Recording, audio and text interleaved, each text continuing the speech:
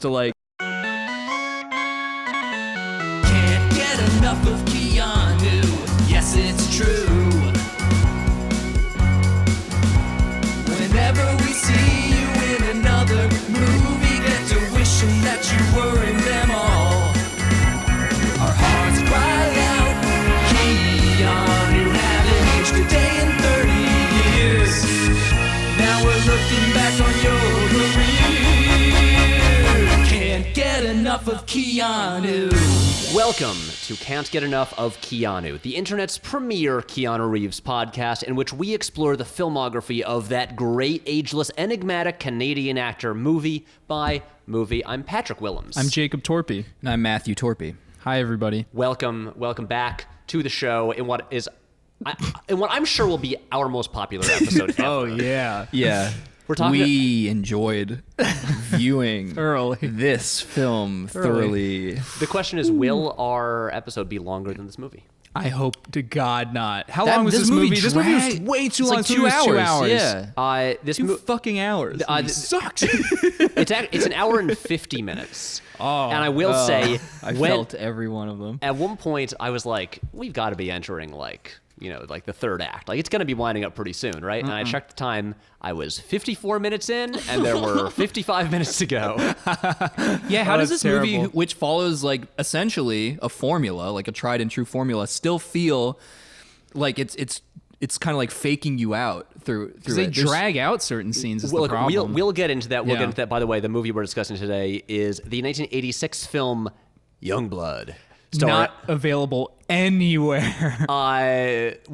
Jake, except on DVD on Amazon.com. Jake purchased a DVD that I'm holding in my hand here. It has a label. Apparently, it was sold by a place called Thrift Books. It's a DVD. Remember, it's a DVD. It's also Can't read okay, that. here's how you know how shitty a DVD it is. You can read Yeah. it back Because it's not actually in the correct aspect ratio. It's like an early DVD where it's not.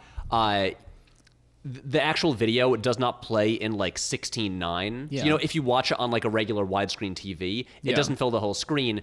It's like it's made for a 4:3 like square like Yeah, it window boxes the whole a movie. CRT. exactly. TV. So you're watching a rectangle in the middle of the screen, surrounded by black on all sides. It's like a nice piece of artwork in a frame. Yeah. You know? And because this movie is It is a piece of artwork. art. It's Yeah. like looking at a Cezanne. A or whatever. Botticelli. Yeah. Watching Youngblood is like looking at a Vermeer. Yeah. I mean, you could make the argument I don't know that any more that paint Rob than Lowe does look like a beautiful sculpture. He does, but you know what? He's so stiff in this film that it kind of he got less attractive as the movie went on. Yeah. Because he's supposed to be like charming, but he just smiles at weird times because he doesn't know how to act. Look, we'll get into Okay, all right. Rob Lowe and his career and him in this movie, but I want to say this is a movie that is directed by Peter Markle. Oh yeah. I don't believe any some relation to facts. Megan. Can you You imagine? think he gets to go to the royal Peter They Markle. galas and announced stuff? Peter Markle, director of He Youngblood. keeps bringing copies to like the palace. You guys want to pop one of these in? He's I the have so reason many there's remainder Harry, DVDs. check out my movie. He's the reason there's a schism between Will and Kate right now. Because Will like wanted to fund a sequel. Yeah. And she's like, no, I love don't do this it. movie. Darling, there's just This something movie about the definitely movie had to be Youngblood. masturbation material for young people, right? Back in Oh, the 80s? Absolutely. 80s? But guys, let's hold up on the movie for a second Sure. because this is important to say. This is the first episode we've recorded since this podcast has gone live to the world. Whoa! We are no longer recording in secret. We have No. the numbers now too. We're out in we the know open. how many of you listened to the John Wick episode, and if all of those people do not listen to this episode Yes. as well, even though none of you have seen this movie, we'll we're be gonna very find you. mad. We need a 100% retention rate, okay? Yeah. Yeah. And now we know what everybody feels about the fact that we did a almost nonsensical shallow cover for the announcement video. Honestly, people seem to really like it. Yeah, And I'm also, glad. we genuinely fooled a lot of people into thinking we were doing a Bradley Cooper podcast. Can you imagine? Yeah. That would have been. I don't know how I feel about him. He would have been good, I suppose. I mean, well, I the don't thing know is, what he's in he's really. not Keanu. totally. I No. think he's too early into his career. Yeah. Because he's a There's not weird much going guy on. where I mean, as much as like Wet Hot American Summer was his first movie, Yeah. he started like shortly after Josh. But he didn't like really pop and start like being like the lead in movies until like After The Hangover. 2009. Yeah.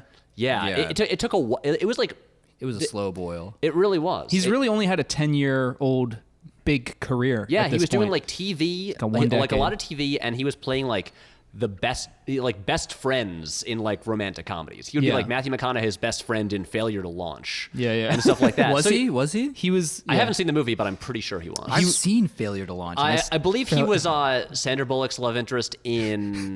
Was it All About Steve? already funny. Yeah, I- that was short-haired Bradley Cooper. Whoa. Which yeah, people did and not then like. Todd Phillips told him, "Grow your hair out. You'll look like Run a your movie hands star." through it. Yeah. and he was right. He was right.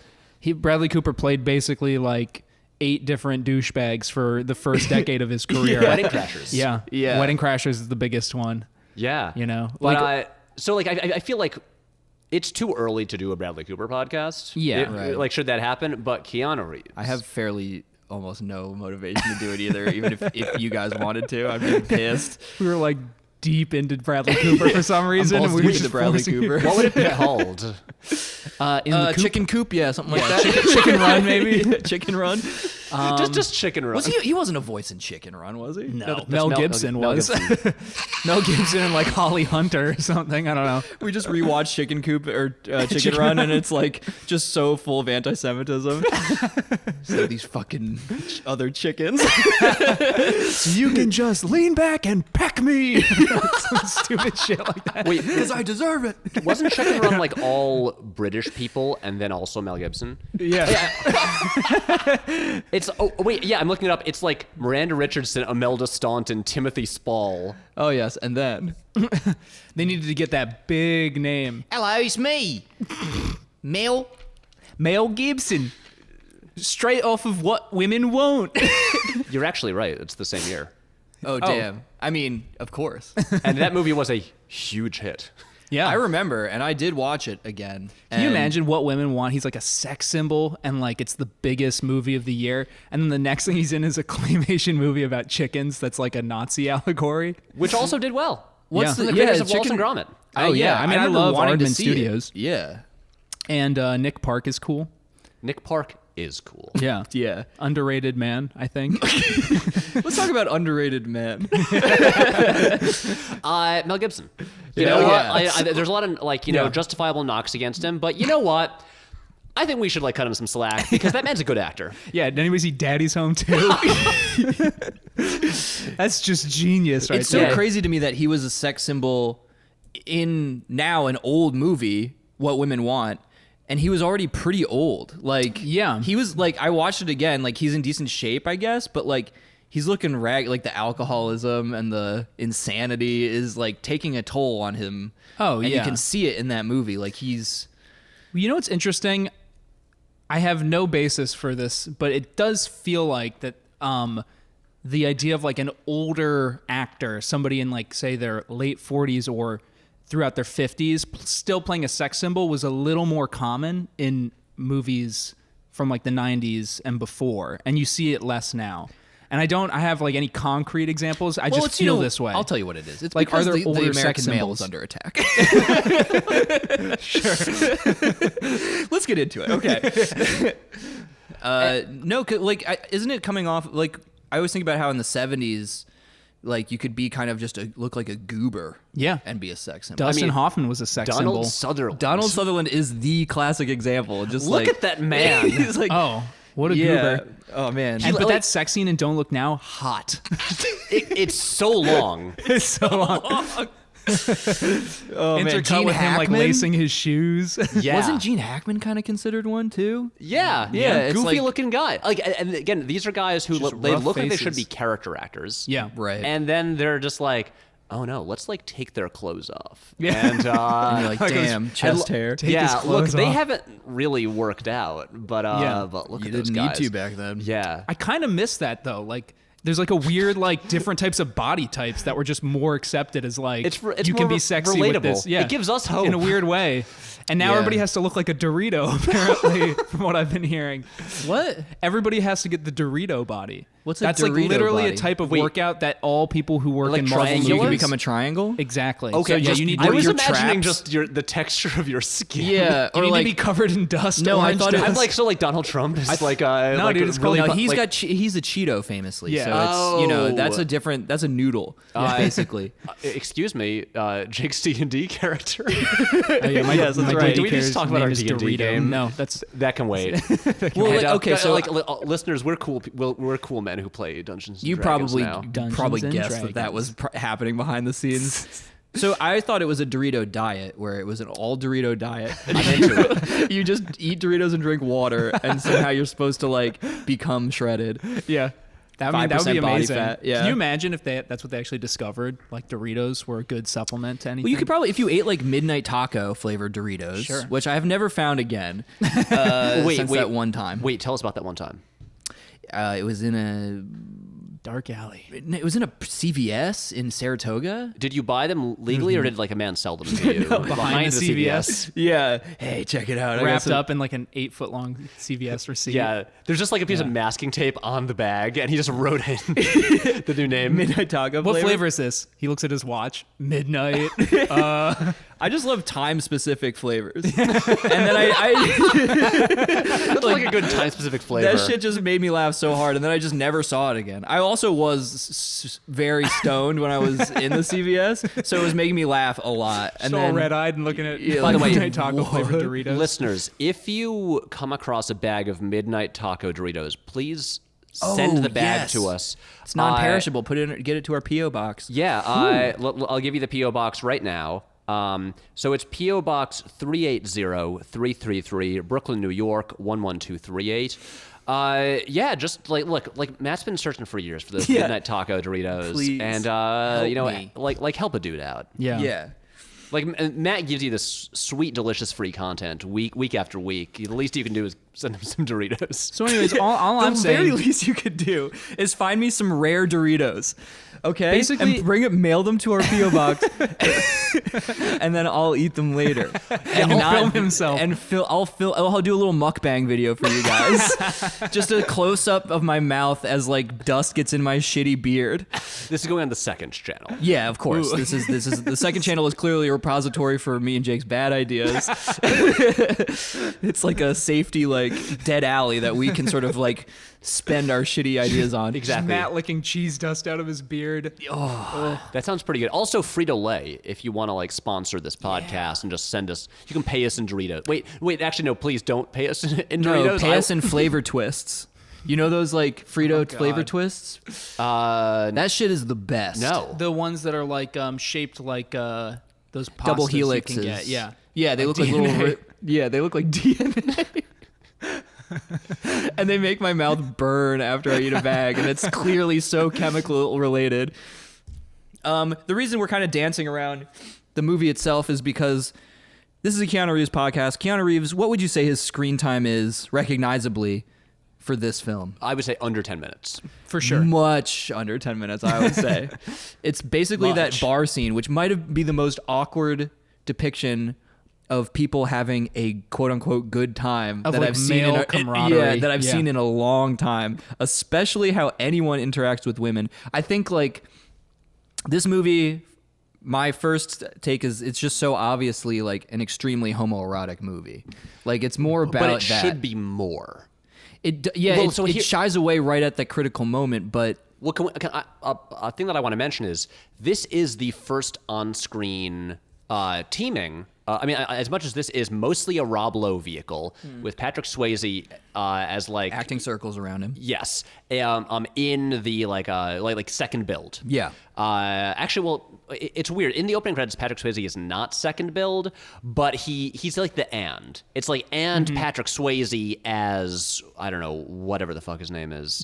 Sutton. Freaking Ace Henry Ace Sutton. Bladegood. Yeah. Or whatever. Ace Bladegood. Skatrick. Well, first off, Wait. The thing that I just wanted to say was, it's as much as this is mostly about like Rob Lowe, then Swayze. This is the first on-screen teaming of Swayze and Keanu, who Right. of course would right. re-team for the classic Point Break, which is a movie that understands its like homoerotic subtext and Yes, also yeah. understands how to actually handle these like intense male bonds in a way that this movie doesn't really get and doesn't Yeah. know what to do with. Right. It's so awkwardly dealt with. You And know- there's also like By the way, 8 different. Sorry, Swayze is Derek Sutton. Derek Sutton. Oh, sorry. And then we've got And Rob Lowe is Dean Youngblood. Yep, you're not allowed to name characters like that anymore. that's like a YA By the way, vampire. yeah. That's like not. Yeah. Yeah.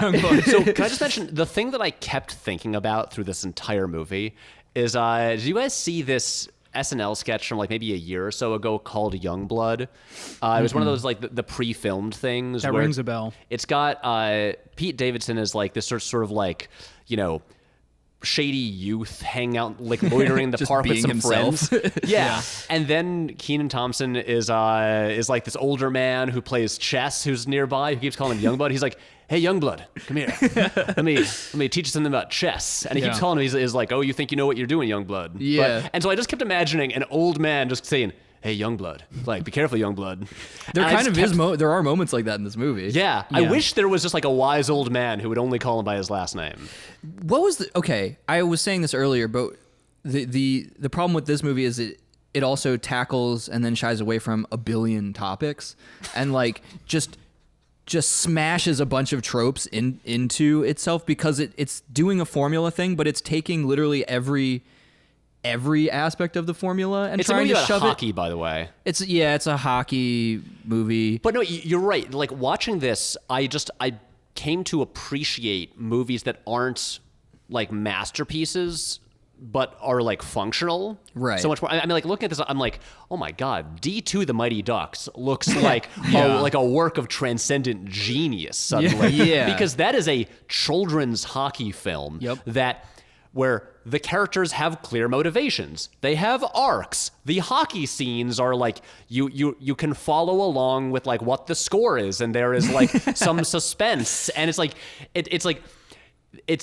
The bonds are normal feeling. right. Like these very standard like middle of the road like sports movies suddenly look amazing because it's like, oh yeah, they're formulaic, but like they function, like they generally accomplish what they're setting out to do, and this is a movie that should work. It should be easy to make it work. And it's like, why do they just keep missing the mark repeatedly? Yeah, what's going on there? Is this a case? It should be a classic, to be honest. It should. Yeah. It seems like a movie that should have been like one of those highly touted, like this is the best hockey movie that got made, like back in the 80s. Or not you know, even that, but just contextually. like this is like I honestly would think of it more as like something that like, you know, young people would watch and like have fond memories of nostalgically later and be like, oh, Right. everyone was so hot in that movie, like that kind of thing. I mean, Not hockey. If nothing aficionados. else, the people are attractive in this movie. Yeah, but Sure. it doesn't even. It was like more annoying. I don't know. Like, because you got Hey, it made about double what it cost. So I guess it was like reasonably successful. Who was the bigger draw at this time? Was Rob Lowe a big draw, or is he just starting out? I was really? looking this up earlier. Rob Lowe was coming right off of St. Elmo's Fire. He and Swayze were both in The Outsiders in '83. Yeah. And then the year before this was St. Elmo's Fire, a Joel Schumacher film, which of course is one of, I've never seen it, but it's Yeah. one of the like quintessential Brat Pack movies. Yeah, I did see it because it had some of John Hughes's cast, right? Yeah. Oh yeah. A bunch of it. I mean, Is it got, good? No. It's got Emilio Estevez, Okay. Ali Sheedy. It has all of the Breakfast Club except for Molly Ringwald. Yes, yeah. And actually, and Anthony Michael Hall. But It yeah, kind of is like if they got older.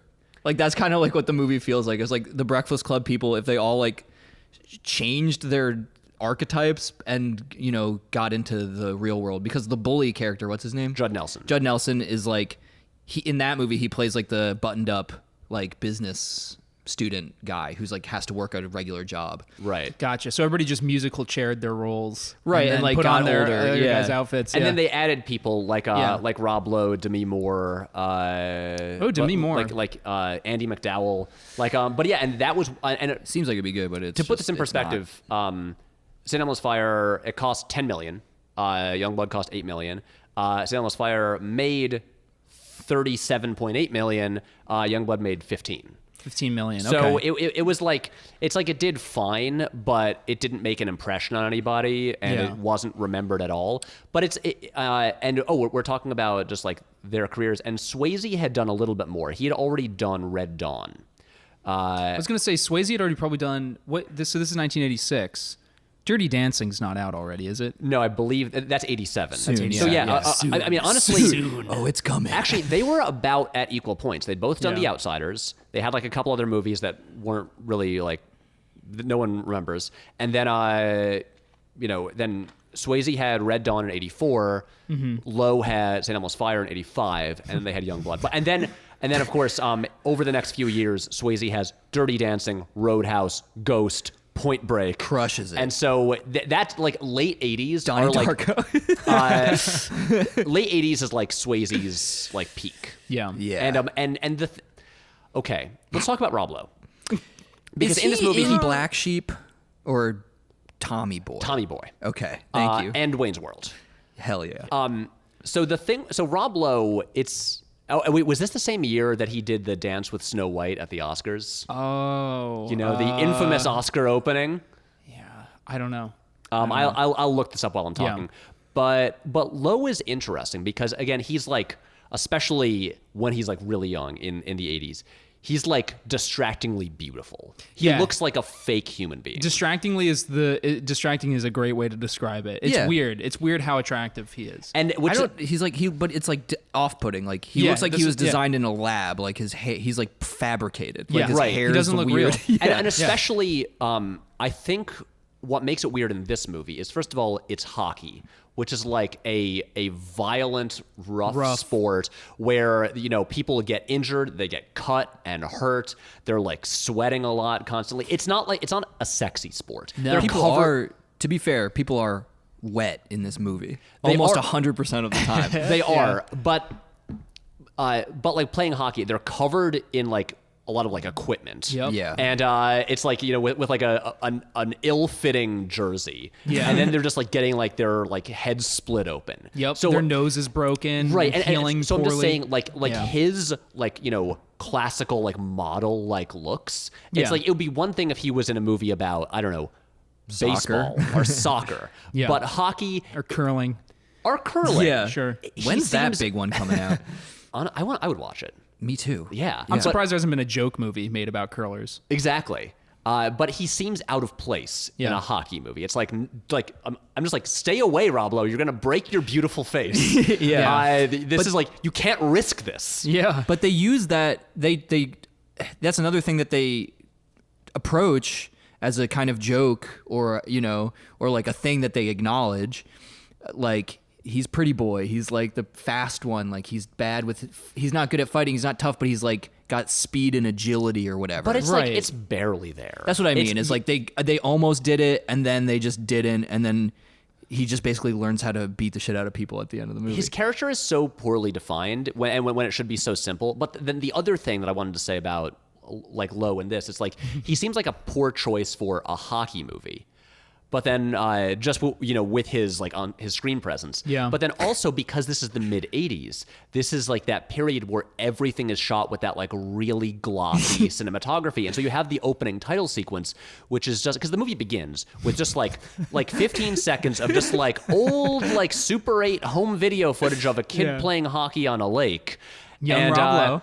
yeah, and it's also like which does not go as far to like establish that this kid was like a hockey prodigy right away as like that they're aiming No. for, and then it just cuts to this like slow motion. It's like almost like their version of the Raging Bull opening titles, Yeah. where he's just alone on the rink at night, just like skating around and practicing. But while there's also like fog. so much fog. And it's just like backlit. I mean, it looks like it's trying to be like Flashdance. Yeah. Which is, you know, again, we're referencing that kind of movie like we Yeah. did with We're stuck in the 80s, everybody. Yeah. But it's again one of those things, it's like it makes you appreciate like what Adrian Lin did with Flashdance more, or like what Tony Scott would do with his movies, where you see these people where it's like they don't really know how to do it as well. It's like, let's have that glossy, sexy, like music video style cinematography. Yeah. Just be like, what was that? Yeah. Let's do that, I think. But it doesn't really serve a purpose because Yeah. just like, okay, he looks pretty and he's just practicing alone. It's not, and it doesn't really establish how good he is because Yeah. he's not actually, Well, we don't no, see it- him playing a real yeah. game. He's just like on his own. Yeah, but that's it's what's the key. establishing is. the fact that he's a young kid and it's his dream and he's gonna get on the ice even if he doesn't have anybody to get on the ice with him. You know, he's out gotta there in the chase early your hours of the dreams. morning. Yeah, But then he's chasing al- that high he's because he's like a also bird a when he farmer. plays hockey. Yeah, What? he just feels like he's flying and he's weightless. Yeah. when he's out there, like and a bird. and it lets him dream to believe when he Yeah, gets on and the he ice. dreams to believe that his imagination that he can touch the flames of what he believes in his dreams. Guys, can I talk about who did the soundtrack to this movie? Sure, Please, was because it- that original song at the end is tight. So That just has all those like stock words in it. It's like, you gotta touch the fire of your dreams if you wanna believe. it was pretty good. most Actually, 80s song. similar to Flying. Yeah. Yeah. A lot of montages in this movie. He's got to train for various things. Exactly. Again, this is another movie that seems like an off-brand attempt to be like a classic, like 80s teen sports movie. But the soundtrack is by William Orbit. And Bill Orbit. and a his cool name. and his It is. band Torch Song. And Okay. they did just like a few movie soundtracks, Right. but then William Orbit went on to become a huge producer of like very popular music in the like late 90s, early 2000s. Good for him. He like the Madonna album Ray of Light, including the great title track from that album. Yeah. Right. He co-wrote and produced it. Oh, shit. He did the Blur album 13, which has Tender and Coffee, Yeah. Coffee and TV. He produced that. He produced some U2 stuff in the early 2000s. Whoa, and my that man. became his main thing. It's like he did like 2 or 3 scores for like 80s movies that are kind of forgotten. Yep. And then had this really successful career as just like a big music producer. You got to Bill, get your start somewhere. respect, you know? Bill. I wonder how he looks back on those movies now. Just work, like probably Yeah, work workman for like. hire. He's like, Yeah. I'm a journeyman. Yeah. like Yeah. I did He's this. like, oh yeah, I did a couple of those shitty movies back in the day. Yeah. And it's that kind of thing. It sounds kind of like, a Tangerine Dream knockoff score. Yeah, some of bit. it was genuinely pretty cool. Like, Oh, yeah. like the what is it? Maybe the first time, because there's like a kind of the big bad in this movie is this like big Canadian guy named Racky, something weird. Racky? Racky, yeah. Yeah. You know his He loves his Reiki enemy. healing, you know. You know his enemy who like he faces off against him at tryouts. Yep. And then the guy returns and he's like the violent guy. Yeah. And he has to finally fight it. Like this movie, and like the climax it's is not about hockey. The climax. It's so is funny. he has to just like Fist fight. Well, actually, they like sword fight with their sticks. Yeah. Oh, it's Yep. so dumb. Okay, can we start at the beginning? Yeah. It's like a boxing movie at the end. Yeah. He's learning how to fight. Okay, I know you want to start in like a sequence. Here, say whatever you want to say. I just like I don't have many thoughts about this movie, honestly. Like I can just enumerate the ways that it doesn't function, but like I'm forgetting the Hartnett movie where it's similar, but there were like these tiny kernels of themes that actually interested me, and it seemed like they were going to go in that direction, and then they just completely bailed on it. And there are two. There's like the cyclical violence thing, which they approach critically at the first half. Right? His little, like, the coach's daughter / his girlfriend is like, why do you guys all think you have to, like, settle these things and, like, prove through violence that you can do this and, like, get concussions and, like, be just, like, fucked up for these coaches? And you think there's going to be some critique there. And then Sutton, Swayze's character, offers a pretty cool, like, the one thing that seemed interesting, like, he has a little bit of, like, a monologue in his room when him and Rob Lowe have finally, established a friendship, maybe more. That Sutton says like some pretty like, I don't know, self-aware, critical things about the sport and how like they're these poor kids that are all from like just dirt poor rural towns that they've wanted to desperately escape, and these coaches essentially have utter control over their futures, their finances. Like, and we should also say that this is about like it's like a minor like league hockey team, like a farm team. the junior leagues. Yeah, but and the thing is, Swayze's character has been on this team for like several years already, and the thing is, like, they want to get like signed to like a legit pro team, the NHL. Yeah, whatever. and so that's the They thing. keep saying they want to play in Madison Square Garden. That's what they keep saying. Which fair enough. MSG. Also, this movie is mostly set in Canada. Right. But Rob Lowe's character is from America. Yep, and he Are they? a lot of Canadian jokes. Is this like Flight? They had to cross over the like Niagara Falls Canadian border. Yeah. I wonder if it's flying. Yeah, like or the movie flying. How could you forget the name of that movie with Flight 3 titles? has what? Denzel Washington. Yeah, I know. Yeah. Turns out, message of Flight, alcoholism, it's bad. Oh yeah, It is don't bad. do it. It's bad. Don't Don't be be that. dependent on alcohol. You Yeah. know. Yeah. You know. Just don't have too much fun, guys. But so sorry. I'll stop saying this serious thing. But No. Please continue. I'm just like I was so hoping. It just seemed like there was some sort of like critique of professional sports in general, especially very violent ones, like pre the concussion, pre these woker movies about like the iniquities of professional sports. Where and Swayze does tell the truth. He does. yeah, he does. Now in my head he's doing the voice as he Swayze. delivers the monologue. Yeah. and I won't do it. But I want to. No, it's just like he's like, yeah, I don't have an education. Yeah. I don't have a future. I'm fucking dedicated to this specific thing. I understand the limitations of like my future in it because it's a brutal sport, and I understand the power dynamics between myself and the coaches and the league. And like he gives this entire almost like financial 5-year plan. Yeah. And I was like, damn, that's kind of interesting. And then he just gets concussed and it's just dropped. And then And he also gets concussed because the bad guy hockey player. Yeah, Reiki. Yeah. Reiki. Reiki Garden knocks him out. Just like after like a goal is scored, just knocks him down on the ice. Yeah. And he like knocks his helmet off, and so then he like hits his head on his skull on the ice. Yeah. Oh, yeah. He cracks open his skull, gets a major concussion, has to be in the hospital. And do they imply too that he can never really properly play hockey again, or is No, he just out for the season? He's out for the kind of season thing? and lost, I Yeah. think, his opportunity, which he had been building up for, to prove to himself. then be like hoovered into the NHL or whatever. Sure. Like he needed to play that last game in order to, I guess, qualify or something. But I guess I don't know. So Swayze's got a bleak future ahead of him after this movie's over, right? He Yeah. kind of missed out on his opportunity, and he seems a little wiser and maybe has a broad perspective on it that he can use to Yeah, cheer Rob- himself up. But at the same time, he's back to the farm. But or they don't wherever really he get works. into that. No, it's they don't interesting. care. That is a fun way to think about Yeah. it. Like a pretty dark ending. Like this one guy who's like pretty smart and very like hardworking, like Who should maybe be the main character? who should maybe be the main character. Also, Yeah. a astronomically better actor than Rob Lowe is. So much more interesting anytime he's on screen. Understands things, is like trying to achieve his goals, just gets fucking knocked out, and then it just becomes a celebration of essentially revenge and violence by the main character. Because Rob Lowe's character is a dum-dum. He is a big ol' stupid If he was a idiot. lollipop, we know what brand he would be. We'd know it brand be, and he'd be coconut flavor. Yeah, the one nobody The wants. whitest and least tasty one.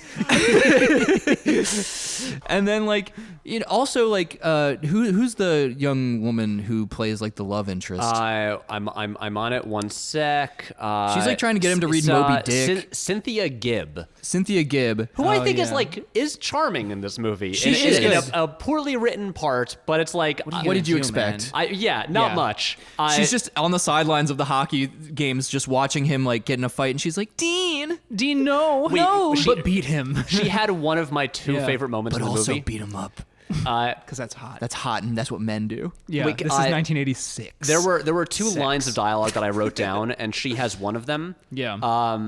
And and it just made me laugh so hard. There's a part Yeah. she tells him when they first meet up that like she isn't into hockey. She doesn't like it. She's been dragged to Canada from New York City by her dad. And Never leave New York City. Yeah, and she has to drive the Zamboni after practice every night. And she doesn't seem to like hockey, but turns out she actually cares about hockey. And she stealthily like listens to the radio. That was funny. I like that. Broadcast of the games during school. Yep. And so there's a part where she's at school and she has like this headphone on where she's like taking a test. And then Ooh, naughty. Dean Youngblood scores like the winning goal. Yeah. And in the middle of class, she just shouts, "Way to go, Youngblood!" Yeah. And it's such a goofy line. Because Yeah. his name is Youngblood. Yeah. She's like, yeah, Youngblood. Oops. And everyone looks at her and she's like, "Oops, I'm sorry." We were supposed to be learning about proofs, young lady. Yes. Trigonometry. Oh, can I? My other favorite line is at halftime of one of their games where I think they're playing the bad team that like Ooh, Reiki yeah. or is on. Raki. That's Racky, it. sorry. So they're playing his team and they're losing, and the coach is played by Ed Lauter. But he just looks so much like Craig T. Nelson. I thought it was him. Yes. Oh Yes. yeah, what was up with that? That wasn't Craig T. Nelson. No. Not Craig T. Nelson. Yeah, Ed Lauter. But he's like budget Craig T. Nelson. But He's calling literally, anybody thinner. Like, he was not bad though. no, No, he's not at all. actually totally fine. And Yeah. he has this great line that when he's yelling at the team at halftime in the locker room, he says, "I didn't drive halfway up the fucking Arctic Circle to get my ass kicked by these goons." Goon, another hockey movie, Goon, a great hockey movie. and a great comic book series. Yes, unrelated. But yeah, no, I was thinking of the other better hockey movies while watching this. I was thinking Of course, I was you thinking can't of- help but do that. And Yeah. Goon was a big one because that's also about like sort of like minor league hockey. Yeah, right. And it's also about fighting. Have you That's guys the one that stars Stifler, right? Yeah, it's got Sean William Yeah. Scott Yeah, and Stifler's in and then Liev Schreiber. Right, Yeah. right, Wait, have you right. guys seen it? No. It's Yeah. really good. It's like it's like I wrote it off when it was released, and then I like saw it on like Netflix, and I was like, this is actually great. And but that's a movie about a guy who just kind of discovers that he's just like a nice dumb guy who doesn't even really play hockey, and then his friend, played by Jay Baruchel, is like obsessed with hockey and realizes that he's like, you can fight really well. He's just like a bouncer at a bar. He's like, Yeah. you could be like the enforcer on a hockey team, just like the Yeah. guy who just like smashes people into the boards and just like starts fights. Yeah. And so he just has this career. He's just this nice guy who just kind of wants to help out. Yeah. And he turns out that he has a skill for just like destroying people. It's like the Water Boy. It sounds like. It's kind of like that, but then Or there's like this- when Homer finds out that he can be shot at with a cannon. Oh, exactly. Yeah, it's more like what it is. and the Homer They Fall from season 8. Yes, that's right. But and then Liev Schreiber is like this legendary enforcer who's like on his last season, and so like it's building the whole time. You know, like they have to finally face off and fight on the ice, and it is everything that this is not. yeah. Right. and Streamlined, emotionally investing. Like, right, and also sounds like the characters have like motivation, and it's also and they have, and even though that's like a silly comedy, it also gets into it's a better exploration of like the inherent like violence in the sport and like whether or not that's good or bad. Yeah. It's Yeah. just like this movie seems this movie just seems hypocritical because like it approaches a critique. It's like if you just want to celebrate the brutality of a sport, I don't really have a problem with like depicting that. It's just that you can't have your cake and eat it too. Yeah, I mean, this really 180s. After yeah. they have that dark Do you- critique and Swayze Wait, hits his head on the ice. Do you think it's because do you think the screenwriter and whatever are just shit, or do you think that like it's a case of quashed ambition? It's so hard to say. Yeah, I mean, like, let's start at the beginning because Yeah. look, again, none of the people listening to this episode have seen this In the movie. beginning, there was darkness. And then there was And on the everything. second day, there was Rob Lowe in a giant jock strap. Yeah, and he said, and God said, "Look upon my works, and they Yeah. are good." Rob Lowe, he is the most symmetrical man in the world. He is. He's a Ken doll. Well, okay. The funny thing about Rob Lowe, I just want to say, he had this like Yeah. it's in the 80s when he was young. You've got like he's like in part of the ensemble in The Outsiders, and one of the leads in St. Elmo's Fire, and it seems like this guy might be one of like the next big young actors. Yeah. And then the rest of his 80s movies, they don't quite connect in the same way. And I think part of it is that he's just like too beautiful. It's like he had to get older, because then he ends up like finding this wave in the 90s of being just like the asshole villain in comedies. Yeah. Because he has that, he looks he looks like that, Yeah. and has that vibe about him that it's like it's hard to connect with him. But And then you can see him become more comfortable too, though. Like, Right. he's so clearly like, I don't know, like as soon as he got to like hone his comedy chops, I mean, he became a better actor in general. I think Yeah. it really Oh, happens totally. like once Because he's when in, is his West Wing tenure? yeah, once he's in his 30s with The West Wing. And the thing that The West Wing does that's smart with him is that, again, he seems like the, super confident, super slick, super charming, super attractive kind of guy who's just gonna like run the show.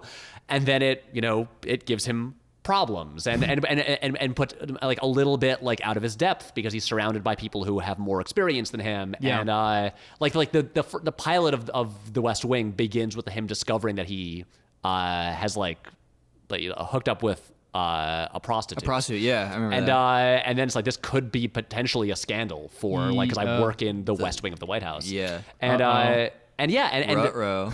and so it plays him against Richard Schiff, as Toby Ziegler. Richard And so Schiff. it's like a good pairing there. And then of course as he went on, then like Parks and Rec would use his perfection, like his perfect beauty as a way to for like comedic Well, purposes. Parks and Rec That's gets a an West even Wing, older, like, Rob reference too, though. Lowe, and so now they're not just playing on his beauty, but they're also playing on the fact that he was like His aging nearing vanity. his 50s his vanity and his obvious like plastic surgery touch-ups he'd been getting. Yeah. And like so they turn his desire for like eternal youth into like a nervous tick. Yeah. That his And character he's has. ga- That actually becomes really funny. What I like about him now. I mean, I'm sure he's probably. I mean, in my instincts are probably not a super fun guy to hang out with. Probably a little bit. We have a family friend who is very similar. One time he talked about he was evangelizing to me, and I was 16 years old. Yeah. This man was like, "Did you know you can get the?" Crow's feet? No, he's like, he was talking about, how you develop sort of like bags under your eyes. Yeah. You know, you can get those just sucked out. Yeah. And I was just like, I'm a kid, basically. Yeah. And he was like, you don't even have to worry about it anymore these days. You can just get that shit sucked out. And I was like, the droopiness. yeah, and, like, and you're like, whatever I will never, I don't ever want to worry about we it. are not on the same page, Yeah. sir. Wait, hold up. Tell me more. Yeah. As someone How who does does this have procedure- I've developed those creases around my eyes. I'm aging rapidly. What would I do about those? Well, we're all Irish boys, and like I heard one time, we aged like a piece of toast left behind the fridge. That's Yeah. accurate. Yeah. So we need these big purple slugs under our eyes. Well, to the get thing sucked right out. Well, my What do they thing is get? that Little like vacuums. the Irish appeal, if you are into it, is that purely Irish people look under the weather a little bit, and that's where the attraction hopefully There's like lies. a ruffled kind of. You always look like you have like a sort of a low grade fever or the flu or See, something. What I've been thinking about lately is I wish I could just like skip ahead to looking like I'm like 46 years old. I just wish my beard was gray. Yeah. And settle It's into an your interesting yeah, wish. Yeah. exactly. Like I just want like look.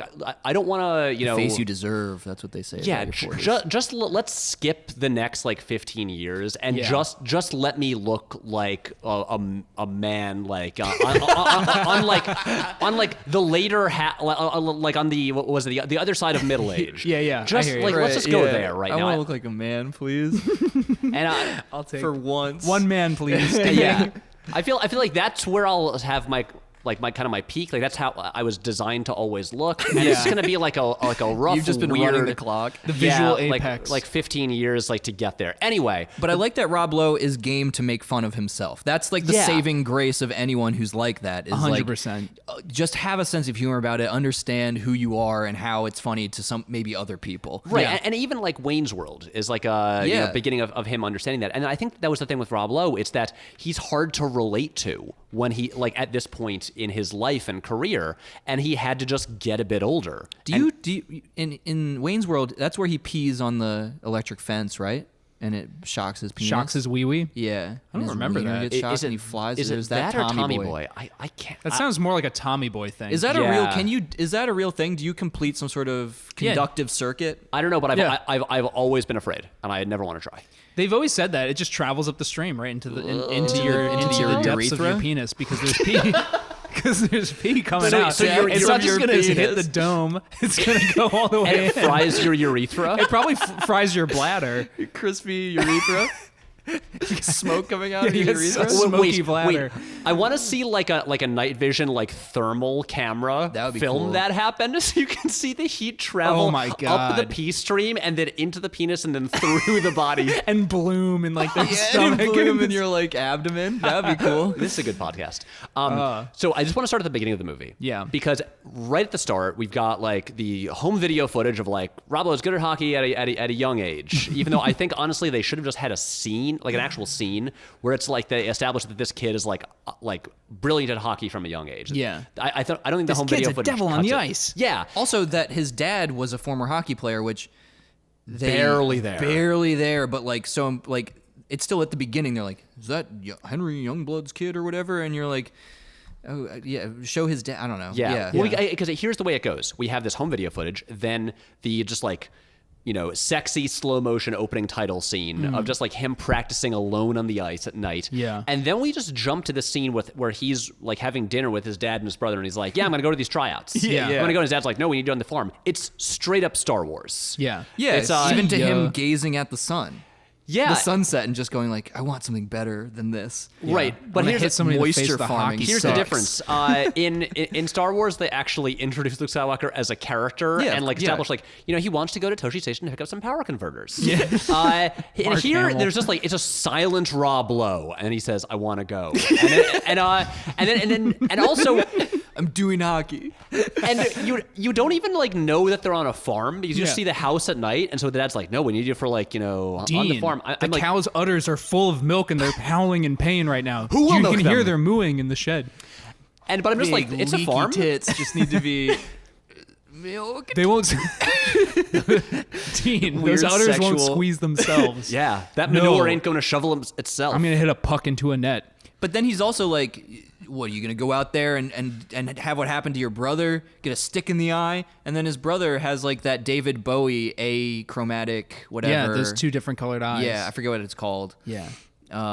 Yeah, everything is way too quickly just thrown out there, and then It's like the scene in the room when Tommy Wiseau walks in and like orders flowers. It's just a too data- much. just so Too much dialogue gets overlaid. ADR one after the other. dialogue. And the thing is, again, they never establish his motivation. That is Yeah. like the big thing that this movie fails at more than anything else. Yeah. It's just he can't just say, "I want to try out for this hockey team." You've got to have the scene to establish why he cares about this so much and like why he needs this. You can't just say like, "I'm gonna do a thing." Yeah. And then we're not gonna care. Again, this is like you look at just other sports movies. You have to establish like what what this does for them, like what fulfillment they get out of this. Right. No, It's like why they need this more than anything. Yeah. What it is that he doesn't like about being stuck on a farm. Yeah. You can't just you saved that. And, yeah, what happens is it's all ass backwards. Like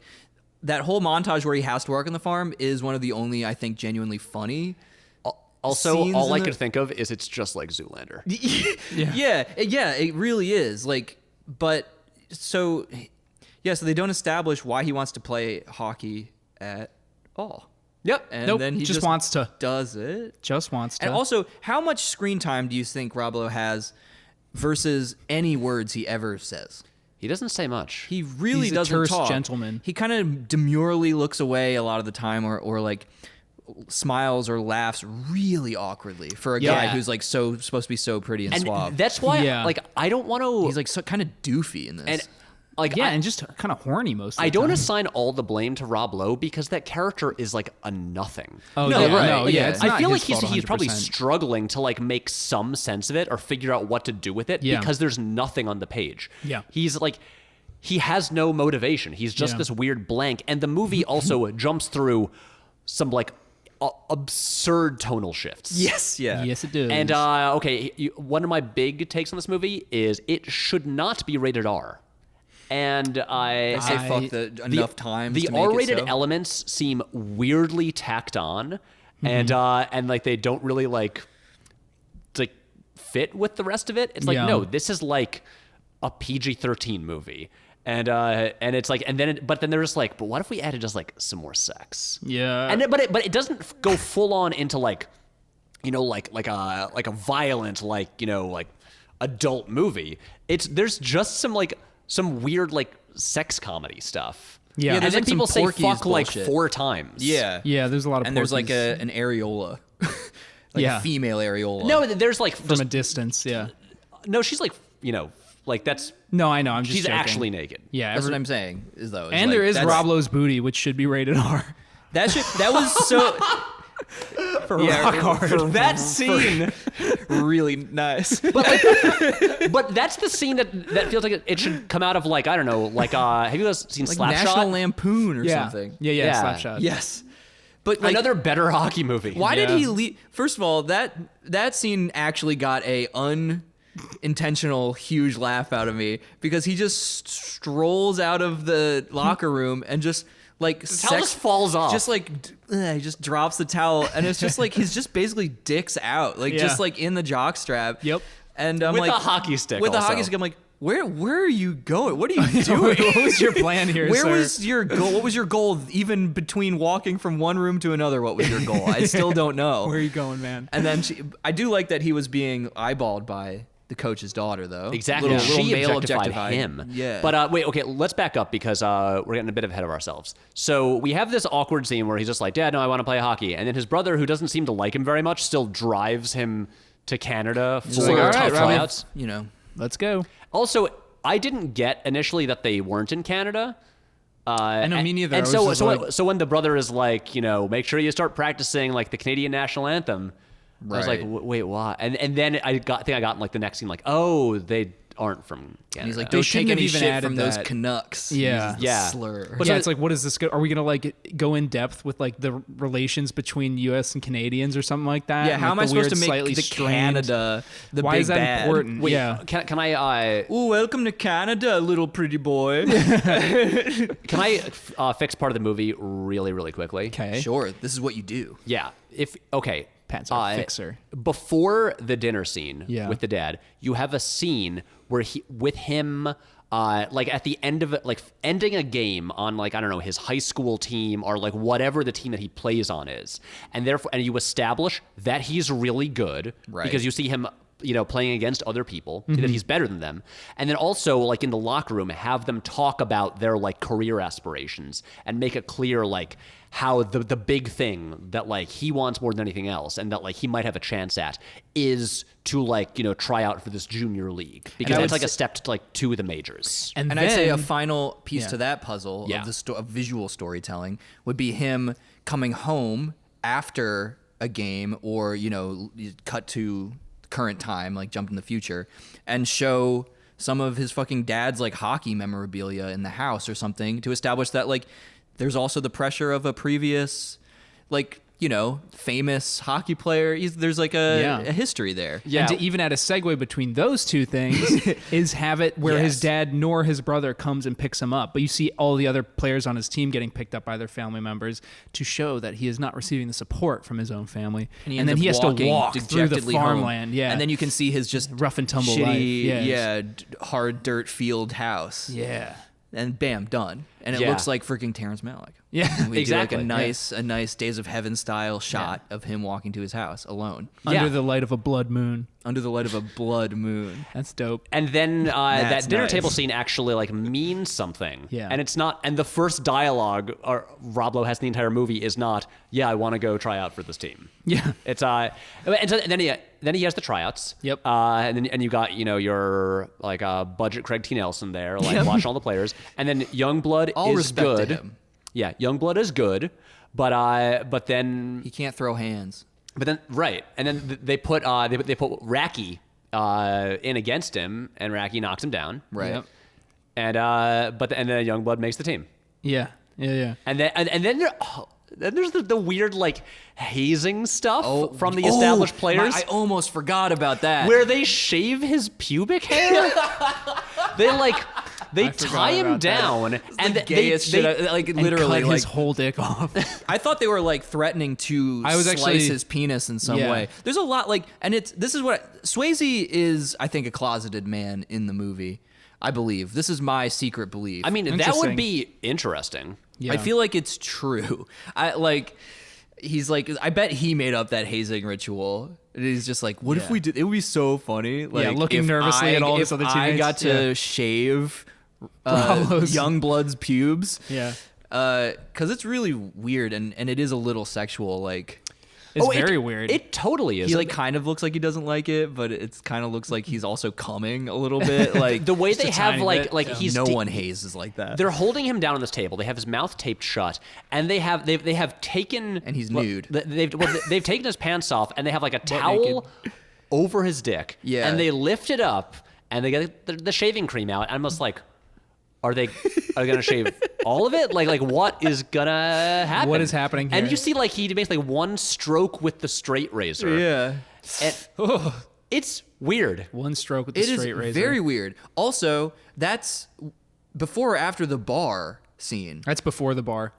Because He goes through the hazing, and then it's like, we shaved your pubes. Now come get a drink with us. but then they haze him dude. again. They make him drink too much while not drinking themselves, so that Yeah. he performs worse at the second day of tryouts. I don't But know, it's just sloppy, shitty things but where it's like, look I've at how. never seen such a weird. I'm not gonna be able to communicate this effectively. It might Yeah. be the only scene worth watching.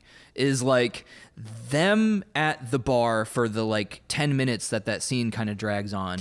The bar scene we should focus on too, because this is probably the most we get to see Keanu Reeves in this entire film. Yeah. Is Oh, in wait, this talk bar about scene. how Keanu Reeves is speaking. We're skipping over a very important Oh, I'm sorry. scene. Oh, I think I know what scene we're skipping over. So, after Youngblood know. after Youngblood makes the team, Yeah, he does. then all the players, they all, are like the new players. They go to live in this house, which is run by Miss McGill, played by Fionnuala Flanagan, great Irish actress. And who was in like her 40s at the time, I think. Yeah. That seems correct. And she like.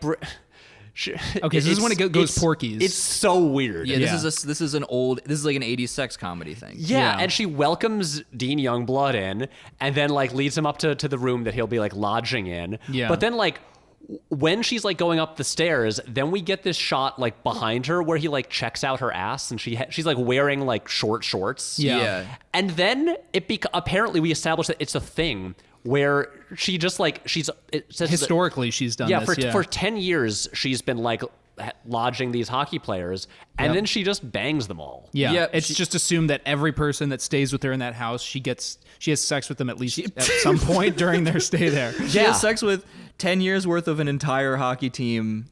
And then high they talk about schoolers. Of Dean Youngblood is 17 years old. 17 years old, So yeah. she's raping him. Yeah. Wait. Is it different in Canada? I don't know. Like the No, drinking 18 age? is Well, whatever. It's the same vibe. You know what I Oh, mean? yeah. Like he's 17, and and there's then a she's thi- like a 40-something-year-old woman who just like is And like, she's just like- I have sex with all the 17-year-old boys that stay And here. it's whatever. established that Yeah. she like brings them Yeah. like tea. She serves tea like on a tray, Yep. and that's like, and then she sleeps with them. Yep. And then there's this thing of like, And it happens. where like you don't like see the sex scene, but you see like the rattling teacup. Yeah. And I'm just like, what is this movie? I know. Oh. I was like, because like it was like there's like that, and then the Keanu Reeves pubes, spies on him. and then the pubes things happen. Oh, yeah, that's Keanu really Reeves weird. is like, yeah, she did that for me last year. Yeah. And I'm like, I guess he's doing Bill and Ted a little. Yeah, he has he's like doing an his- unplaceable accent though. He has like an adopted California surfer accent With that a he got Canadian after he twist. left Toronto and started acting on the West Coast. But what's also interesting about Keanu Yeah. is that he, in real life, is a Canadian guy Right. who played goalie on his hockey team in Yeah, high he school. was a legit hockey His player. nickname was The Wall. Yeah. And in this movie, he plays a Canadian hockey goalie. Yeah. yeah, It's that's like right. Pretty perfect. Yeah, And so I when wish he he was was- training to do the blocks, like his fake pantomime training, he looked legit. Yeah, I wish he were in the movie more. I wish he were in Rob Lowe's role.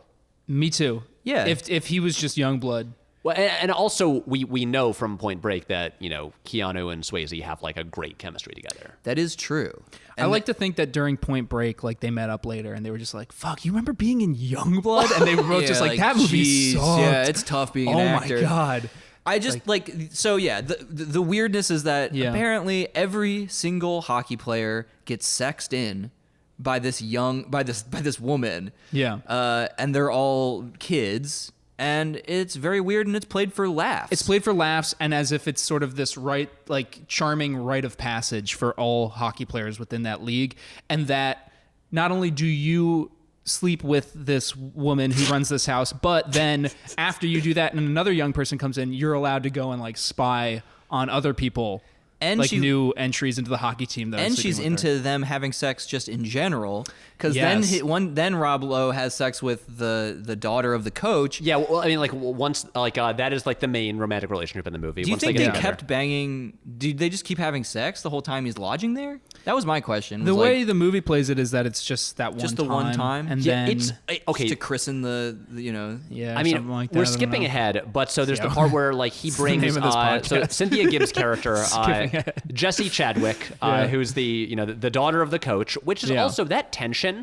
Of like it's the coach's daughter kind of goes away pretty quickly. It really does. Quickly. It seems like that's going to be a way bigger conflict. Everything is just introduced and then gone like in minutes. Yeah, but so okay, I want to talk about the really weird execution of their sex scene.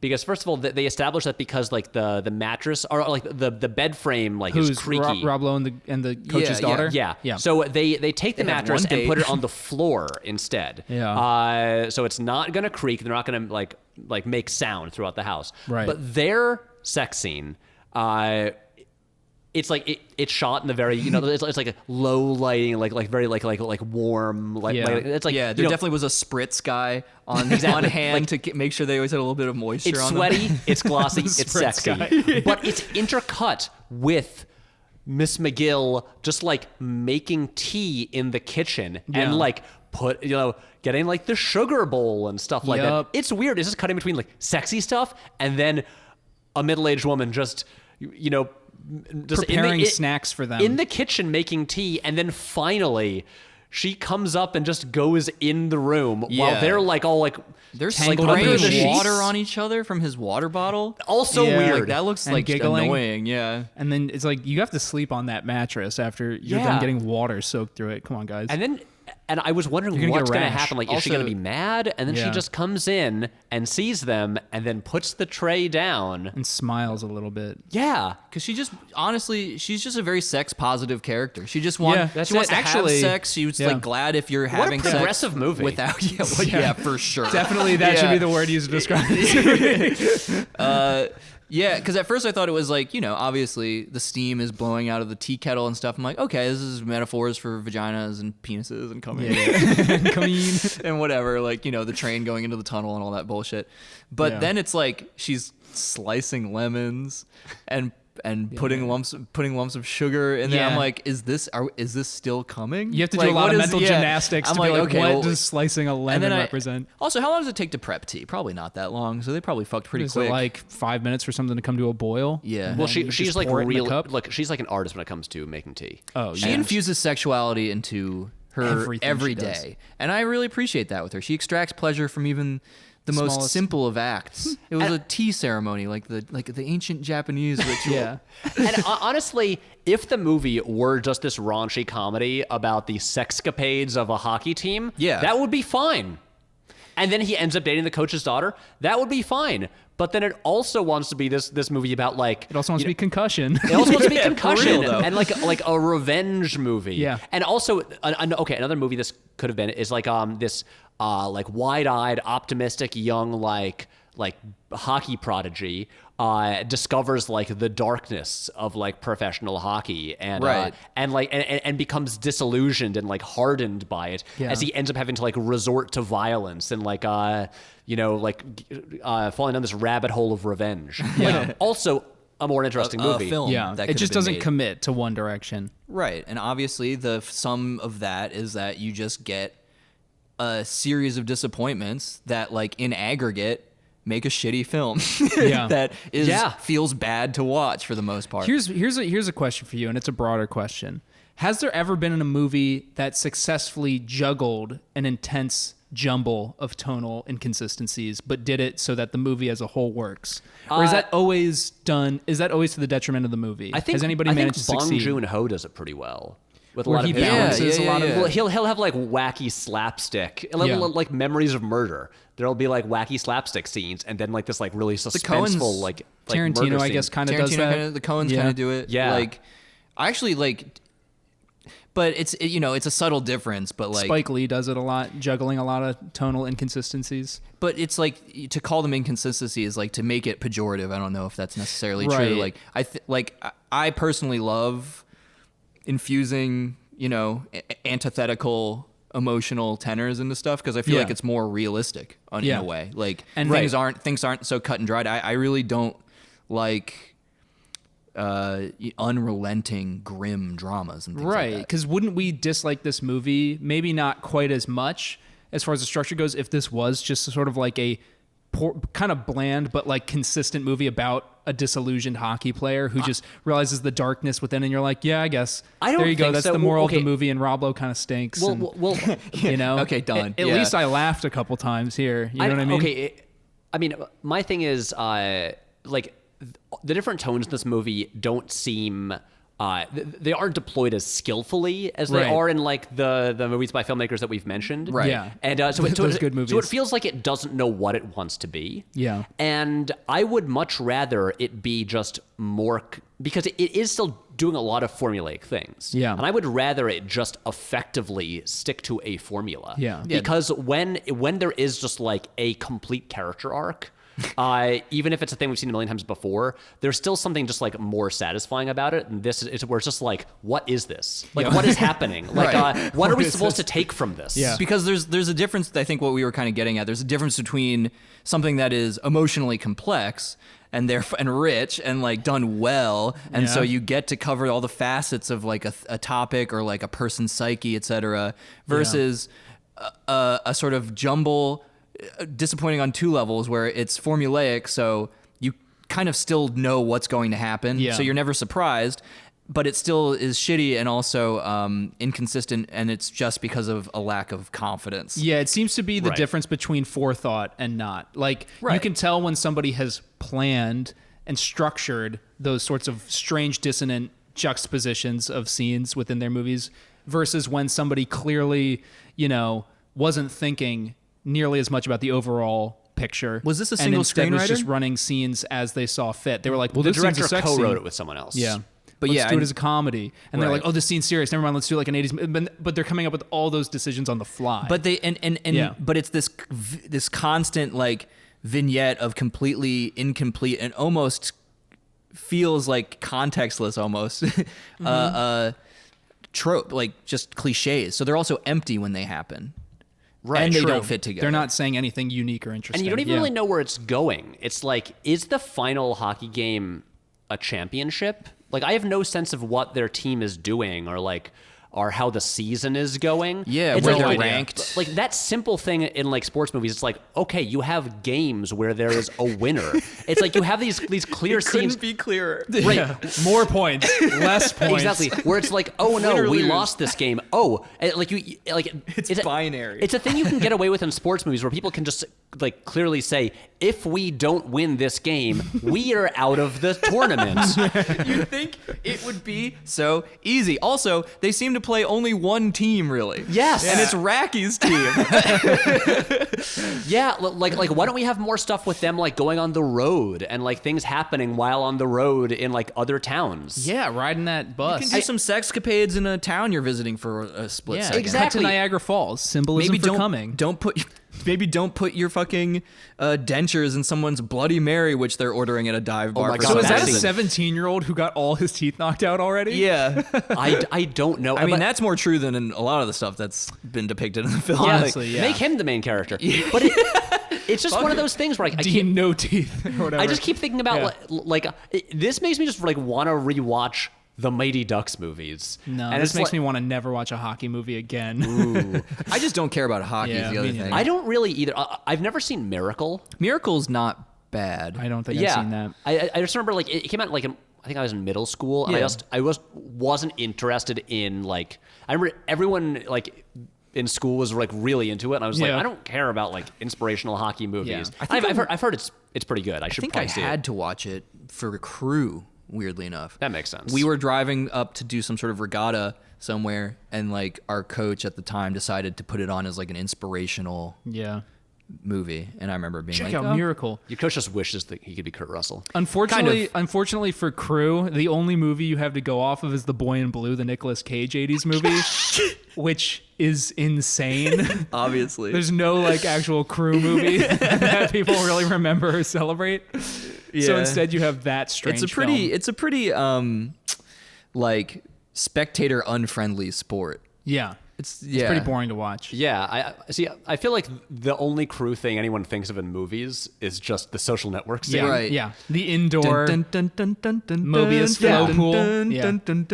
Yeah. And wait, Winklevosses. no, I was thinking of the Crew race scene. Yeah. Oh, in sorry. London. Yeah, you're You know, right. the one set to in the Hall of the Mountain King. Yeah. And Heading all down shot the with Charles. Like Grieg. shot with tilt shift lenses. Yeah, tilt shift. So everything looks like a miniature. Yeah, I know. I'm just showing everybody that I know all the cool information. Matt knows it. Matt's good. Matt knows technical I'm things. smart and cultured, and Yeah. I read many leather-bound books. And my name is Matt.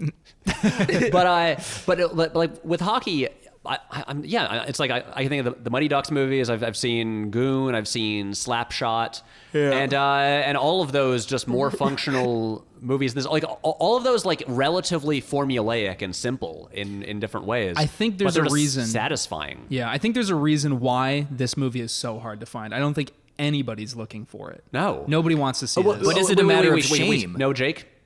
Rob Lowe superfans, because this is this is an artifact of like Rob Lowe at when he was like young and beautiful and like at a sort of peak that Yeah. way. But I think just if you're like a big Rob Lowe fan, that's the only reason you'd want to see this. I don't Or wanna if- meet that- Or if you host Yeah, a that collective. sounds terrible. or if you host a podcast about Keanu Reeves.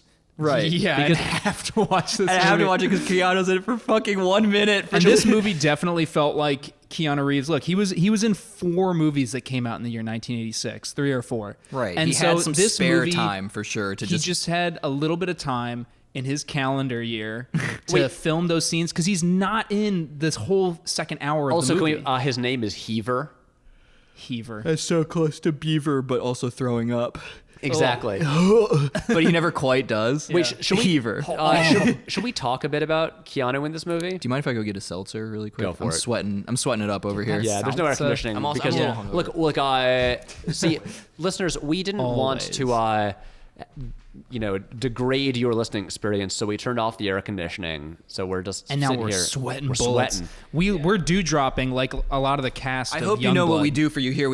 I'm basically like a troop. Oh, I'm guys, as brave as the troops because Okay, I'm vaguely for your hot right service. now, and I only have a couple seltzers. guys, I'm on the memorable quotes page on IMDb, and there is one quote attributed to Keanu, and I'm wondering if this is worded correctly, because the one line it has from him is, "She do it to me last year." And then apparently Mustang player Dwayne Hewitt replies, "She do it to me last night." Is that what they say? I don't recall that being the way it was delivered. Oh man, She do it to me last year. last year. Oh, she do it to me last night. Wow. That seems like it could definitely be real. Because Maybe. did No, you? It Can definitely we? did it. No, like, do it to me last year. but But I feel like she did it to me last year. It just, I mean, that's grammatic. That would yeah. that's how you say that sentence. I I mean, mean, like, that's not look, I necessarily watched- how it was said. I watched this movie mere hours ago, and it's rapidly fading from my As it memory. should. Jake, how long ago did you watch it? I Thanos. watched this like 2 weeks ago. I have no idea what I'm talking about anymore. I'm honestly feel like I'm hallucinating right now. We should No idea what I'm talking We should about. talk about the scene where Rob Lowe. We mentioned it a bit, but where Rob Lowe meets Cynthia Gibbs' character. Okay. Because that's the one where he walks out of the locker room. room, kind of just drops the towel from his waist, Yep. and then she just shows up behind him, and then we just have this funny shot, just him from behind in a jockstrap with just his butt there, and then he like sees her and just awkwardly tries to like go into various doors to get away, and then can't, and then has to walk by her, and like holds up his hockey stick to like block his Literally block his cock. crotch. Yeah, he needs to block his own cock. And then Here's she a- laughs at him. I Here's mean, a like good- honestly, for like a just a more comedic film, that's not the worst scene. No, that's honestly a more charming scene of this movie. I'm about to shit on that. I think that's a prime example of how Rob Lowe genuinely is a poor actor at this point in his career Yeah. because like He's so stiff. he's just like nothing he ever like. There is a kind of like naturalness and physicality you can bring even to a role where you're a kind of empty-headed country rube, but Yeah. like. So that scene, he's supposed to be funny. He's supposed to be embarrassed. He's supposed to like kind of be flustered and not be able to get into the doors. And she's like, "The locker room's that way." Yeah. And he's like, And he's like, "Okay," but instead, he's like this weird robot person who just does this like he because maybe the director was like, keep your face serious because that's when I think it looks the sexiest or something. Yeah. Like he never reacts humanly. Yeah, like the director was always like before every scene, remember, you're a sex symbol. Yeah, and it remember, just made him so awkward. Smolder. Yeah, even when it's like a silly thing. Yeah. So like, I don't know. That scene was a good example of like a small moment where he could have been More had a little of human. a flourish and been more human and relatable. But instead, not only is he inhumanly pretty looking, but he's inhuman. Like he doesn't act like a human being in this movie. You know where he is human though? his buttocks? No. Well, Oh. his butt is a human butt. Yeah. So wait, everyone, your thoughts on Rob Lowe's butt? I guess if that's a draw, note that it makes an appearance. yeah, you can see his butt cheeks, both of them. And Was this a movie that like any like of like the gay men, I suppose, listening to this podcast would consider an awakening of sorts? Seems like it would be. I could see that. I feel like The yeah. Outsiders kind of was too.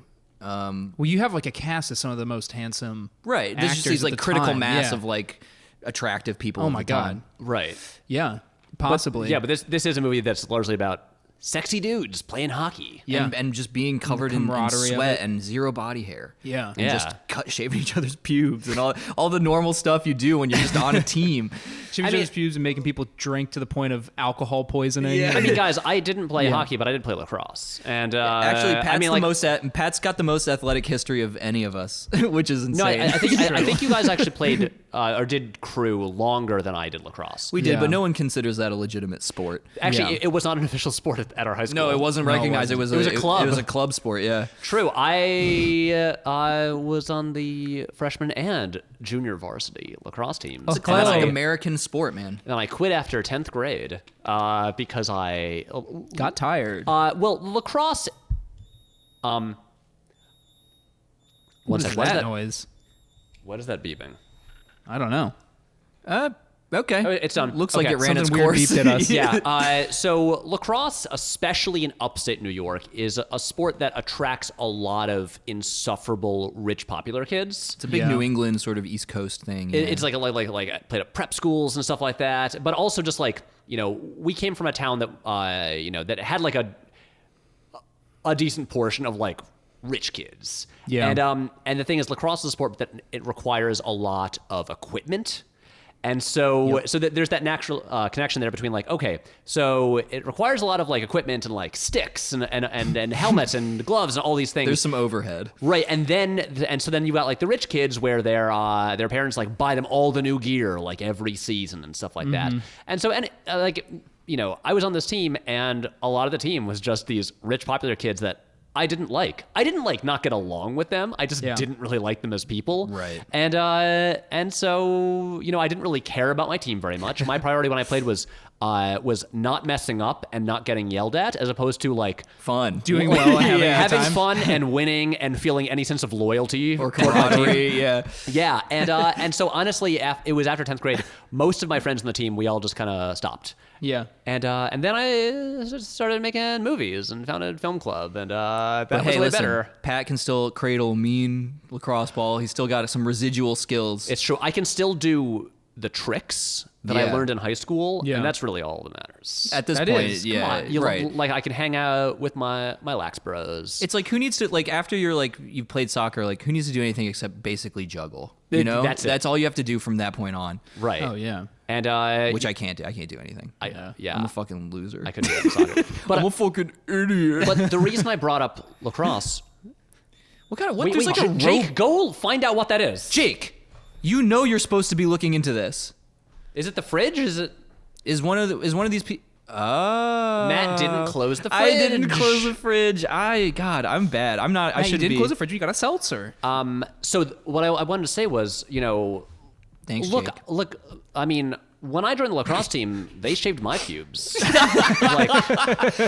When I joined the lacrosse team, they immediately slammed me down on the ground, ripped all my clothes off, and shaved my pubes, and it was a fun. I honestly had a good time. And in turn, we were I friends did it afterwards. to like the following recruits. Right. Yeah. It was really satisfying. It was a great bonding exercise. Yeah. We felt much closer together. Not There's that traumatic. kind of weird hazing stuff, though, no matter where you go. I remember being on the rowing team, and people just tied one guy with tape to a tree. Wait, Yeah, wait. we throw a lot of people in the water. Wait, really? Yeah. Yeah. Okay, because I was joking. There was zero hazing that I encountered. Well, I assume It's no not one shaved your hazing. pubes. It wasn't hazing, so because it's not like this. It wasn't like it was a very spontaneous. Yeah, no, this We wasn't tied this hazing person more to a than tree. it was it like wasn't a Lord of- ritual. It was just Yeah. like, let's do this. Yeah, This we was were just like, Lord of the like Flies, this guy, let's boys, tie him yeah. up to a tree. This guy sucks. And Let's leave just- him- you're just and, like mean. pelt him with our Nalgene's. Wait, really? Yeah. That sounds cruel. Yeah, Yeah, it wasn't good. that's some straight up like a Full Metal Jacket Just- shit. Like he would have been like, Took his pants off and poured water on his head. No, we didn't do that. he committed minor bank fraud. Just as an addendum later on, and I think it's because of that moment. Oh, I know who you're talking about. Yeah. So really, what are there other scenes to talk about? I'm so Well, tired. the montage scene up to the big game, because this is when the movie 180s itself, and I feel yeah, like let's it's hit the- important to discuss. let's hit the big How the chunks. movie betrays its Wait, own buildup. We are missing an important point. After Rob Lowe, our Youngblood, and is her name Jessie?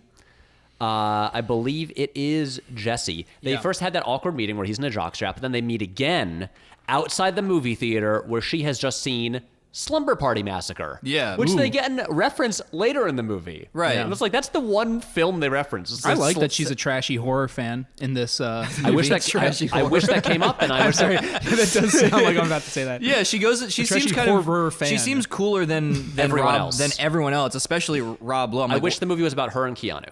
right, because Yes. then she like, she goes sees like sleazy horror movies and like But then loves Moby Dick. and then reads like big classic works of literature. Like she seems like I would have a huge crush on her in like high school. Right. Oh my god, yeah. Oh, and then Yeah. there's And, the awesome part where Rob Lowe decides to also buy a like sexy romance novel. Oh yeah, And, because that's what he actually wants to read. Exactly. It's- And then they run into her it's called dad, Nympho. and he's yeah, the like, book "Hey, is she literally bought me a called book," Nympho. and then like holds up the wrong book. And Yeah, her the dad's like, novelization of the "Ugh." Lars von Trier series, Nymphomaniac. Can't wait to read it. Novelization. Wait, you're talking about the montage?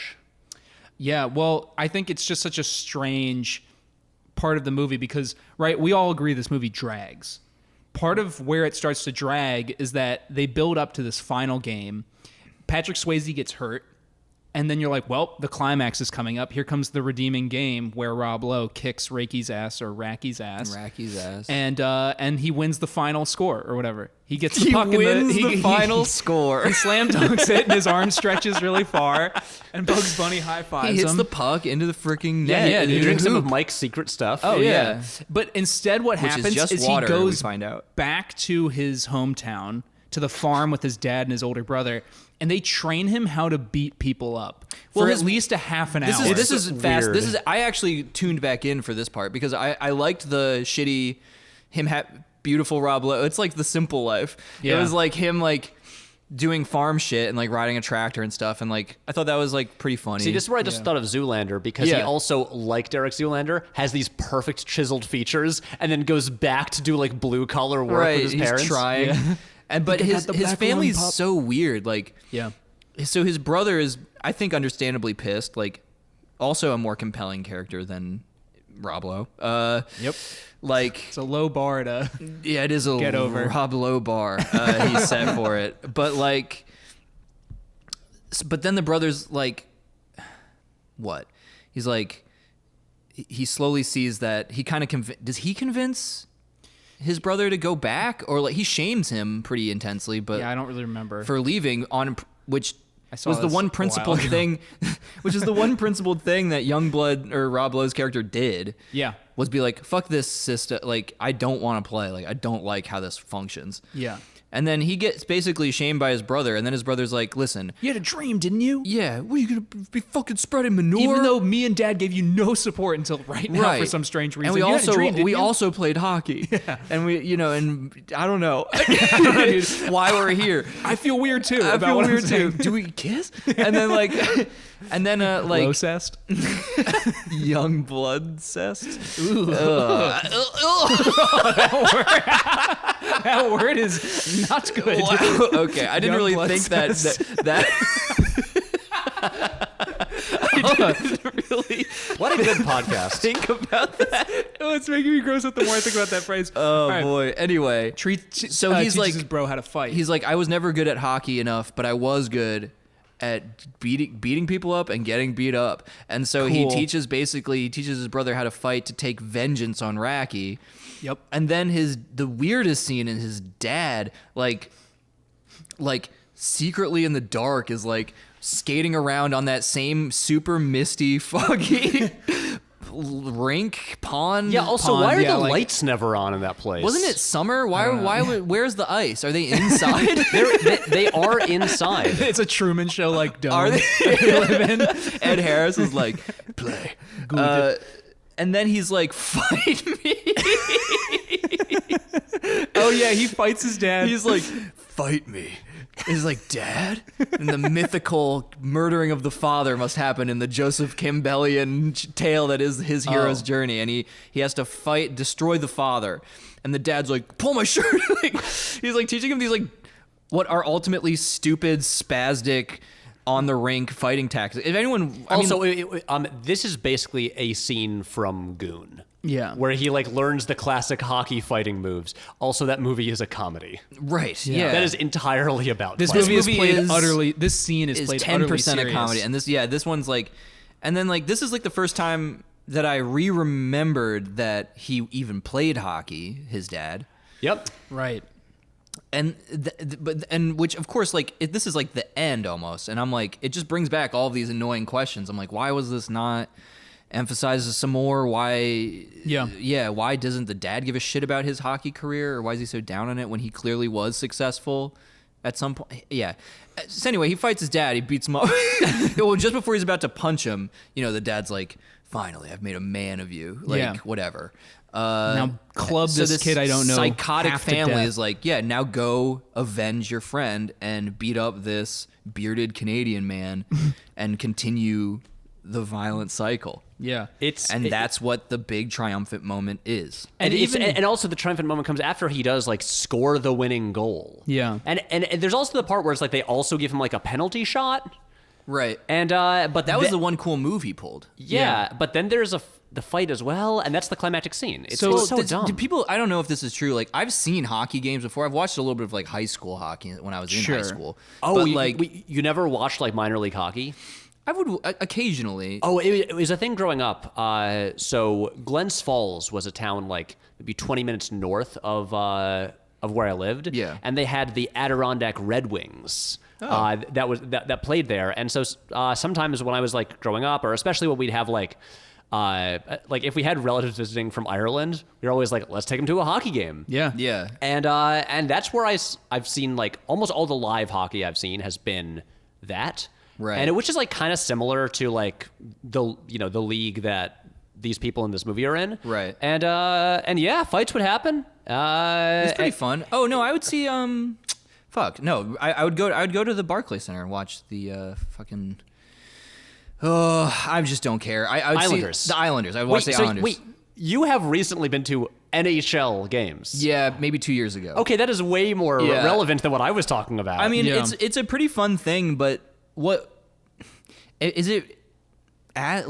Is this an accurate depiction the fighting, like how much it's condoned and how Well- you send the two coaches who just get to sit back and sort of send these boys out to beat the shit out of each other for their profit. Yeah, like single combat warriors. They're literally sending troops out. They're like, Yeah. oh, we're in a fight. Go, go, go. And they're like, deploy. well, there's also the part Yeah. where the coach just attacks two guys, beats up citizens. yeah, two guys in the stands, like forgot behind about him. that. Yeah. and that's also like I'm like, That's how a triumphant moment too, where all the team members are like, yeah, go coach. and he gets escorted out by security. Right, but then he comes back. Fuck And, the and law. there's no real punishment for it. Yeah, No. Or the no amount consequences? the amount that everybody celebrates what is at the end of the day two Not even the 17-year-olds sport, punching the shit but out of each actual other just on them the ice fighting, yeah. after the winning goal has already been made and game's everybody- over. and the girlfriend, the one who has been encouraging him to like broaden his horizons and read Moby Dick and shit, she's like just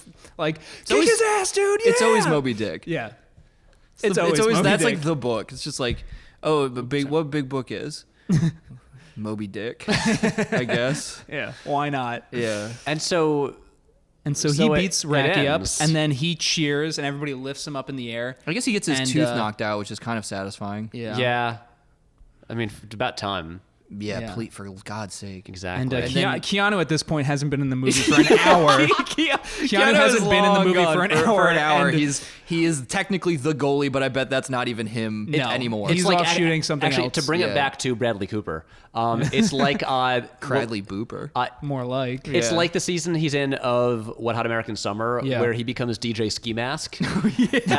And it's, Bradley Cooper, just his schedule didn't work out, and he could not be in like the last few episodes. Yeah. So he's now going to be DJ Ski Mask, and he will be played by someone wearing a ski mask. But that is a different actor. That is a surrealist comedy. Right. So, So, they yeah, can just they do can whatever work the it. fuck But they this is want. like that. It's like, oh yeah, Keanu's there. He's just wearing a big goalie mask now, so you can't see his face. But yeah, it's still Keanu. But like white blonde hair is shooting out the sides, and you're like, it's Keanu. Fuck I it. think it's don't know. gotta. And then my favorite thing, like, then it's like after all that, Yeah. Rob Lowe has bludgeoned another man unconscious. what if he killed him? I was hoping. Yeah, I was how good kind would of that hoping be? it would be like that. And goes then to his girlfriend jail? runs up and stomps his head into a full pancake across Yeah. the stadium, and everybody cheers more. Cave it in. I want to feel the. Yeah, I want to hear a crunch. She has Wait, brain can, on her can I tell you guys sneakers. about a fear I've always had that came up in this movie? What? So there's the part where the guy with no teeth, his false teeth fall out on the ice Yeah. during a fight. And so Right. everyone's fighting around him, and he's like crawling on the ice to like pick up his teeth. Get kicked And when- by a blade. No, worse than that. When he's reaching out to pick up his teeth, I thought, what if someone skated by over and cut off his fingers? Oh my god! And that is a fear I've always had. Can you imagine if that was a throwaway shot in that montage? Is this him trying to get his fingers back? Whoa! They're running They're independently. hitting it with hockey pucks. just around. like that, it just I thought of it. It's a thought I've had many times over the years. Just like, Yeah. what if someone skated over my fingers? I saw a video. I'm just Oh, saying no. stories now. I saw a video of a person surfing, and he ran into another person just swimming, and then they cut to her face afterwards because she just got hit in the head, and her whole fucking lip just was like split. And she looked like Two-Face. Like it was like a big flap on one side, and you could like see. And I was like, "Oh my god!" Now that's a fear that I just have generally. of getting hit in the face with a Like surfboard. surfers, anytime there's someone. Was it like the surfing. little like rudder thing? No, she got at the hit bottom? square by Just like by the nose of it. Nose of it as he was like speeding down. Oh Yeah. fuck! There we that. go. Never go on a hockey rink and never surf. Don't do Yeah, anything I'm like physical. the Page Master kid at this point. I'm so afraid of, and I look at statistics for accident rates and things. Yeah. So we got to suck you into a book. Go on a Page Master quest. we gotta suck you into do a a goddamn book, book. bro. Maybe dude. Moby Dick. I Yeah. have always intended to read it. Maybe someday. Hey, guys, did you know that my I was almost named after Herman Melville? You were almost named Herman. No, I think my middle name. Queequeg. Oh, wait, actually, maybe my first name was almost Melville. My parents actually considered that. Melville Willems. Yep. Oh my god. They told me this like 5 years ago, and I was like, how could you have even thought about that? How could you No, even no, entertain I think the what you're saying idea, is Mom? there is a much better parallel reality where that's true. Melville H. Willems. Yeah. What's he doing? Our parents really loved old school Irish names, and I remember for me they were thinking Seamus. They said Yeah. Seamus or Jake, and I was like, They went How about straight Bible Jameis? the whole way. Jameis. Nice. I mean, kind of close to. Close to some I don't know what whiskey. I would have been. Whatever. They had a name for you. I can't remember what it was though. Yeah. What's like a weird Irish name, Patrick? A weird Irish Colm. name. Trying to Colm. think. I could be Colm. Colm Toybin. Cullum. Colm. Colin, thank you. There's. I mean, I'm just thinking of like names but like the Irish spelling for Kieran. Yeah. Oh, just weirdly spelled names that you pronounce kind of regularly. Yeah, I feel like a lot of like the crazier Irish names are all like girls' names, like Siobhan and Aoife. Sorsha. Corin, Saoirse. I like. Yeah. Yeah, but I'm just thinking of like my uncles, and their names are like Brian, John, Alan. I want to be Patrick. named I have an uncle Saoirse. Finton. Can I be Enya? She's Irish. Yeah. Is that an Irish name? That's- Wait, which episode was it? Is it our John Wick 3 episode where we just play Enya for a while? yeah, think we just maybe. have a nice moment where we play like the Book of Kells or something, whatever Yeah. it's called. Oh, Book of Days. Book of Days, yeah. Yeah. This is a good podcast. So anyway, in conclusion, what else is don't- there to say about In this? Don't see conclusion, the this cycle of movie. violence continues. A bunch of kids have watched Rob Lowe beat a man unconscious and lose one of his teeth, and they go, "You're my hero. Sign my hockey stick." That's it. It's kids. It's kids, and Yeah. it's like a new generation is ready to be fed It's into like the ending of The Last meat Jedi. grinder. I was literally thinking about the kid playing with the sword and Oh, just being wow. like, "Others will rise to fill the place and pursue freedom." Whoa, hot take. Do you think this movie's actually understanding the a further ironic no. layer? Nope. And I no one know even close. You're trying so. You know what else? I bet fucking Mickey Mouse better be in a Star Wars movie as a Jedi. We want some Kingdom Hearts shit here. Yeah, Just I put it wanna- all together. Yeah, just Seriously. throw it all in there. Fuck it. I want to see a fucking Super Smash Brothers, basically of Disney IP, all in one Mickey movie. Mouse, Spider-Man, Qui-Gon Jinn. Get them together. In that order. Yeah, as a team, investigating crimes. Guys, do we have anything else to say? No, let's stop. Okay, yeah, it's not a good movie. It's really hard to find, and so I would not go to find much it. effort And so to find it. So We should raffle this DVD off or something. well, okay, actually, here's you guys like loot boxes? You guys like loot crates? hey, maybe I'll throw it in like a reward for like a Patreon or something like Yeah. that. Yeah, And actually, or a punishment for someone who's mean in the comments or something. You Yeah. can just get it mailed to you. so Youngblood actually, like it's a lump of speaking of coal. that, please maybe like give us a nice like rating and maybe even a review on iTunes because it helps. It helps. And it's like it benefits us, and so if you like us, that will help us. So help us. And final things. Thank you to Brian Hose for our theme song. Thank you to yes. Emma Logsdon for our artwork. You can follow us on Twitter and Instagram at Keanu Podcast. You can send us Yeah. emails, keanupodcast@gmail.com. You can you can talk with us in our the subreddit for this and the channel r/Thrillums. And we'll be back next week. I believe we're talking about Permanent Record, a movie I know nothing about, but we'll find out. We'll find out what that shit is. Until next time. All right, good night, everyone. Bye.